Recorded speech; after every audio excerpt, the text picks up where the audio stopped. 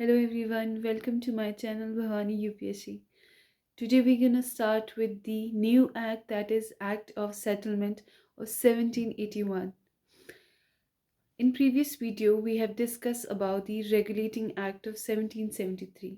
हमने पिछले वीडियो में बात की थी रेगुलेटिंग एक्ट ऑफ 1773 की, लेकिन आज हम बात करने जा रहे हैं एक्ट ऑफ सेटलमेंट 1781। इस एक्ट की सबसे बड़ी चीज़ जो है, जो इसको पास किया गया था, it was passed by British parliament. British parliament के हाउस ऑफ कॉमन्स ने, जो कि एक लोअर हाउस है, उन्होंने इसको पास किया था। लेकिन हमें थोड़ा सा जानना होगा कि क्या रीजंस थे कि हमें एक्ट ऑफ सेटलमेंट को एग्जिस्टेंस में लाना पड़े, उसका इनैक्टमेंट करना पड़े।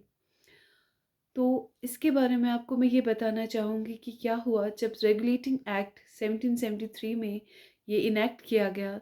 तो उसके कुछ प्रोविजंस थे, की प्रोविजंस थे, और उसमें सबसे बड़ी जो चीज़ हुई थी कि उसके उसके अंडर 1774 में सुप्रीम कोर्ट को इस्टेब्लिश किया गया था।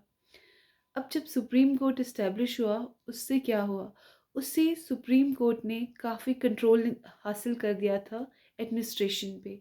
तो एडमिनिस्ट्रेशन पे जब वो कंट्रोल आने लगा, तो उस वजह से जो वॉरेन हेस्टिंग्स, जो हमारे गवर्नर ऑफ बंगाल थे, governor in general of Bengal थे, उन्हें काफ़ी प्रॉब्लम आने लगी, उनका एडमिनिस्ट्रेशन इश्यूज होने लगे। और उसकी वजह से क्या हुआ, मतलब उसकी वजह से 3 केसेस हो गए थे। पटना केस हो गया था, नंद कुमार केस हो गया था, और एक और केस हो गया था। तो क्या हुआ, जब सुप्रीम कोर्ट की एक्सेस में इंटरफेरेंस, एक्सेस ऑफ जुरिडिक्शन शुरू हो गई, तो उस चीज़ को दूर करने के लिए जो कंपनी ऑफिसर्स थे, उन्होंने उन्होंने शिकायत करी ब्रिटिश पार्लियामेंट में।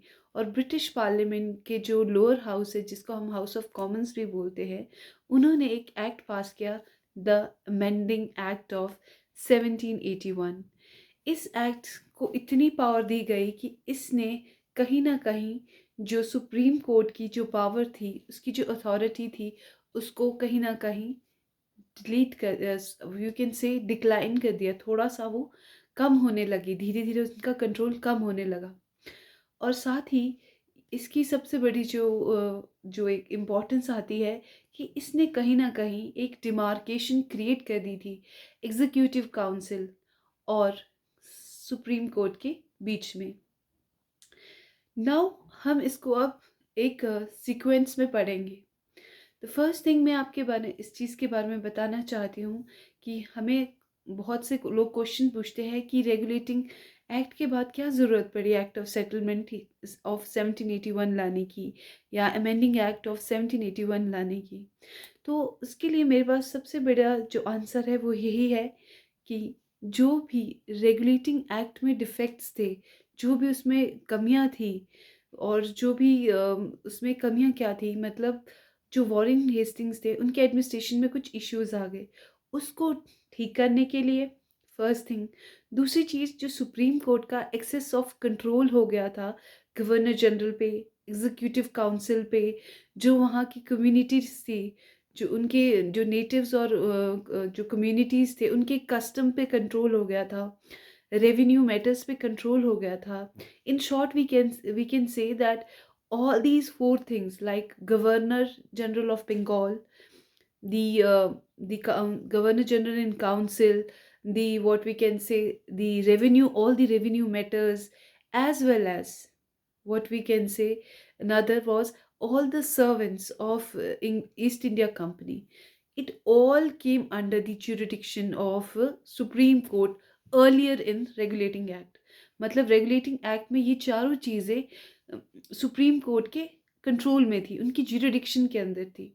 लेकिन जब एक्ट ऑफ सेटलमेंट आया, उसकी वजह से क्या हुआ, उसकी वजह से ये ज्यूरिडिक्शन, ये जो कंट्रोल था सुप्रीम कोर्ट का, किसके ऊपर, governor general of Bengal, governor general in council mean the executive council, और रेवेन्यू मैटर्स थे, या रेवेन्यू कलेक्शन के जितने भी मैटर्स थे, और जो ईस्ट इंडिया ऑफिसर्स थे, वो कोई भी एक्ट करते अपने ऑफिशियल कैपेसिटी में, उस चीज़ पे जो भी ज्यूरिडिक्शन थी सुप्रीम कोर्ट की, या जो भी कंट्रोल था सुप्रीम कोर्ट का, उससे उनको छूट मिल गई, मतलब they got the exemption from it. जब ये एक्ट ऑफ सेटलमेंट इनैक्ट हुआ। फिर उसके बाद ये बात आती है कि इस एक्ट की वजह से एक और चीज़ हुई कि जो जुडिशियल ऑफिसर्स थे उन पे भी सुप्रीम कोर्ट की जुरिडिक्शन थी, उन पे भी कंट्रोल था। इनका सुप्रीम कोर्ट का जुडिशियल ऑफिसर्स पे भी कंट्रोल था, उन पे भी जुरिडिक्शन थी। तो ये कंट्रोल एक्ट ऑफ सेटलमेंट ने बिल्कुल हटा दिया, एग्जेम्प्ट कर दिया। लेकिन जो रेगुलेटिंग एक्ट में क्या था, उस टाइम सुप्रीम कोर्ट पावरफुल था। It was a very supreme unit, कह सकते हैं कि उसको बहुत ज़्यादा अथॉरिटी थी, उनको बहुत ज़्यादा पावर्स थी। बट जब एक्ट ऑफ सेटलमेंट आया तो कहीं ना कहीं एक डिफरेंस, एक डिवीजन क्रिएट हुई कि ओके, सुप्रीम कोर्ट को इतनी पावर है और जनरल इन काउंसिल को इतनी पावर है। बेसिकली हम कह सकते हैं कि अ, इस एक्ट ने, एक्ट ऑफ सेटलमेंट ने कहीं ना कहीं गवर्नर जनरल इन काउंसिल को एम्पावर कर दिया था, उससे पावरफुल बना दिया था। और ताकि उसको ये पावर दे दी थी कि वो अब से जो रेवेन्यू मैटर्स है वो खुद से हैंडल करे और वो एक अच्छी गवर्नमेंट फॉर्म करे। तो कहीं न कहीं सुप्रीम कोर्ट को इन चीज़ों से बाहर कर दिया था। उसको उनको थोड़ा कम कंट्रोल दिया था। उनको कंट्रोल दिया था कि जितने भी इन्हेबिटेंट्स हैं कलकत्ता के उनको वो सुप्रीम कोर्ट की जुरिडिक्शन में आएँगे। और एक और चीज़ हुई थी, सबसे इम्पोर्टेंट चीज़, जो पर्सनल लॉ थी, मतलब व्हाट वी कैन से, जो पहले क्या होता था, कोई केस होता था, जैसे 2 हिंदूज़ के बीच में होता था, तो पहले ब्रिटिशर्स अपनी लॉ से उसको क्या करते थे, जस्टिफ़ाई करते थे या जजमेंट्स पास करते थे। बट जब एक्ट ऑफ सेटलमेंट आया तो पर्सनल लॉ को इम्प्लीमेंट किया गया। मतलब कि अगर 2 हिंदूज़ हैं तो उनको उनकी लॉ के अकॉर्डिंग क्या किया जाएगा, उनकी लॉ के अकॉर्डिंग उनकी उनके केस को सुना जाएगा, उसके अकॉर्डिंग उनको जस्टिस प्रोवाइड किया जाएगा। जैसे अगर कोई मुस्लिम्स हैं तो मुस्लिम्स को भी क्या किया जाएगा, मुस्लिम को, 2 मुस्लिम हैं, उन्हें मोमडन लॉ के थ्रू वो किया जाएगा, व्हाट वी कैन से, उन्हें what you can say justice मिलेगा, उसके अकॉर्डिंग उनकी सुनवाई होगी, अपील सुनी जाएगी, उस वजह से होगा। अनदर थिंग क्या हुई, जो प्रोविंशियल कोर्ट्स थे या प्रोविंशियल काउंसिल थे, उनको भी कहीं न कहीं एक पावर दे दी थी कि वो अपने जो क्रिमिनल केसेस या सिविल केसेस है वो सुप्रीम के कोर्ट के कंट्रोल से बाहर हो जाएँगे। अब सुप्रीम कोर्ट को उनकी भी जुरिडिक्शन नहीं थी, उनको उनके कंट्रोल से बाहर हो गया था। सुप्रीम कोर्ट को कहीं न कहीं आप कह सकते हैं कि उसकी पावर को काफ़ी हद तक उनकी पावर को काफ़ी हद तक कम कर दिया गया था सुप्रीम कोर्ट को। नाउ व्हाट हैपन, इसके बाद जो जितने भी ये थे, पटना केस के जितने भी प्रिजनर्स थे उनको छोड़ने की बात की गई कि हाँ, उन्हें आप रिलीज़ कर दीजिए। लेकिन कुछ ऐसी चीज़ें थी कि सुप्रीम कोर्ट को किस चीज़ में जुरिडिक्शन थी। जैसे कि अगर जुडिशियल ऑफिसर कहीं पे ब्राइब लेता है या करप्शन केस कर रहा है या उनके अगेंस्ट, किसी जुडिशियल ऑफिसर के अगेंस्ट कोई करप्शन चार्जेस है, तो वो कौन देखेगा, वो ये what we can say supreme court देखेगा। तो कहीं ना कहीं आप देख सकते हैं एक डिमार्केशन क्रिएट की गई। और एक तरह से मतलब कह सकते हैं कि there will be no what we can say authority, no other authority above the executive council, कोई अथॉरिटी नहीं थी।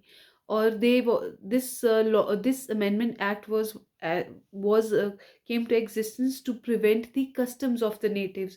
जितनी भी कम्युनिटीज़ थी, चाहे वो इंडियंस हो, चाहे हिंदूज़ हो, मुस्लिम्स हो, जितनी भी कम्युनिटीज़ थी इंडिया में उस टाइम, तो उनको क्या किया गया, उनको प्रिवेंट किया गया, उनको सेफ गार्ड किया गया।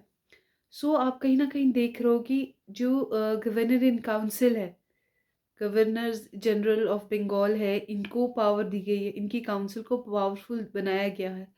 तो एक तरह से आपको एक एक पिक्चर क्लियर हो गई होगी। तो अगर हम इसे ब्रीफ में बोले, we can call it as a demarketing act. एक में डिमार्केशन कर दी गई इनके बीच में। और हम इसे एक्ट ऑफ सेटलमेंट कह सकते हैं, मेंडिंग एक्ट ऑफ 1781 को।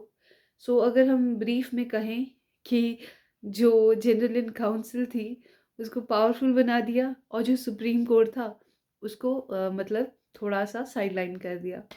क्योंकि ऑब्वियसली सबसे जो बड़ी प्रॉब्लम थी ब्रिटिशर्स की उनकी क्या थी कि वो मतलब रेवेन्यू कलेक्ट नहीं कर पा रहे थे।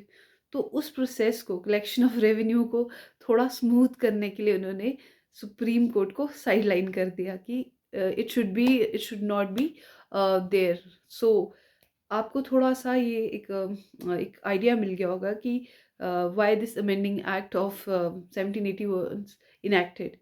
सो बहुत से डिफेक्ट्स थे, लेकिन मैं एक सबसे इम्पोर्टेंट बात बताना भूल गई आपको कि किस कमिटी की वजह से ये एक्ट इनैक्ट हुआ था। It was touch it committee. Touch it committee थी जिसकी वजह से ये एक्ट ऑफ सेटलमेंट क्या हुआ था, ये इनैक्ट इनैक्ट हुआ था बिकॉज़ इस कमिटी ने रिपोर्ट दी थी, चाहे वो बंगाल हो गया, बिहार हो गया या उड़ीसा हो गए। वहाँ पे कोई भी एम्प्लॉयमेंट करता है, एम्प्लॉय है या फिर उसका कोई लैंड है, तो उससे उन चीज़ों पे जो पहले सुप्रीम कोर्ट का कंट्रोल होता था, तो वो कंट्रोल हटा दिया गया था। तो इसी वजह से जो इन्होंने जो टच इट कमिटी है, ये जो कमिटी थी, इन्होंने क्या किया, इन्होंने मतलब रिपोर्ट दी थी बंगाल, बिहार और उड़ीसा की कि हाँ, प्रॉपरली एडमिनिस्ट्रेशन वर्क नहीं कर रही है। एडमिनिस्ट्रेशन में बहुत इश्यूज़ है, बहुत लूप होल्स है। इसलिए प्लीज़ आप house of common ji, please आप एक एक्ट को पास कीजिए और बाद में उस एक्ट को नाम दिया गया act of settlement of 1781। So I will come up with the another more videos. बहुत से एक्ट्स हैं जो हम पढ़ेंगे। Basically I am going with the Laxmikanth. So अगर आपको मतलब कोई भी टॉपिक पे आप चाहते हो कि मैं वीडियो बनाऊँ इंडियन पॉलिटी में या किसी और सब्जेक्ट में यूपीएससी से रिलेटेड एक्सेप्ट इकोनॉमी, आप बोल सकते हैं मुझे और कमेंट सेक्शन में मेंशन कर सकते हैं। Thank you.